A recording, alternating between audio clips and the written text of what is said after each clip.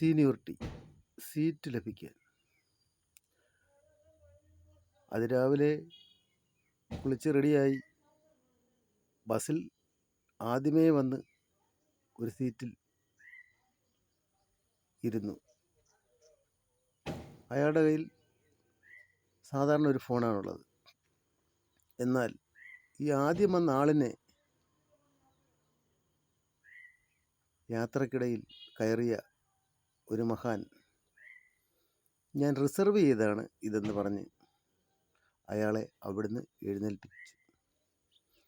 എന്നാൽ ഈ വാഹനത്തിൽ നേരത്തെ വന്ന് സ്ഥാനം പിടിച്ച ആൾക്ക് സീറ്റില്ലാതാവുകയും അയാൾ നിന്ന് 100ഓളം കിലോമീറ്റർ യാത്ര ചെയ്യേണ്ടി വന്നു. മൊബൈൽ ഫോൺ വഴി സീറ്റ് ബുക്ക് ചെയ്യുക എന്നൊരു രീതി വന്നു കഴിഞ്ഞപ്പോൾ ഉണ്ടായ മാറ്റമാണ്.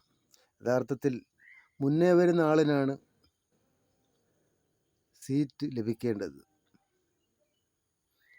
ബുക്കിംഗ് എന്നുള്ളൊരു ഏർപ്പാട് വന്നതിന് ശേഷം പലരും സീറ്റിൽ നിന്നും എഴുന്നേറ്റ് കൊടുക്കേണ്ട ഒരു അവസ്ഥയാണ്.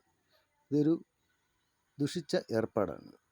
വാഹനത്തിൽ ആൾക്കാർ കയറി സീറ്റ് ബാലൻസ് ഉണ്ടെങ്കിൽ മാത്രമേ ബുക്കിംഗ് ഏർപ്പെടുത്താവൂ.